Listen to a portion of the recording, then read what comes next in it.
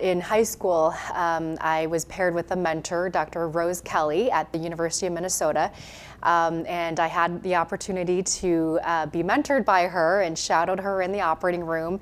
Got to see the heart, touch the heart as, at age 17, and was hooked ever since. In the operating room, watching the team, take care of patients, and just the technical beauty and everything about it. I was just kind of hooked and mesmerized from that point on. I'm in adult cardiac surgery, and specifically the subspecialty area that I'm focused on is aortic surgery, in all aspects of aortic surgery. So at the main campus, we do all kinds of cases, including aortic dissections, aneurysms, patients with connective tissue diseases, and they really become lifelong patients. The main things I want to do is be able to establish that connection with that patient right away, and that trust is very important to me, and I really strive to tell patients that I'm going to fight for them in their care, and we're a team.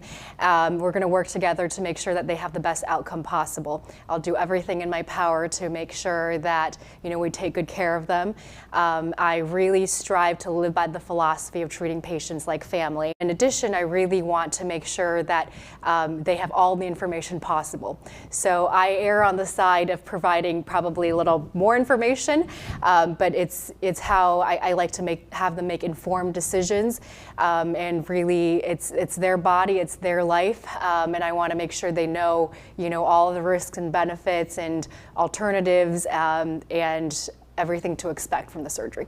Part of why every surgeon goes into this, every doctor goes into this, is just being able to really make a priceless difference in someone's life.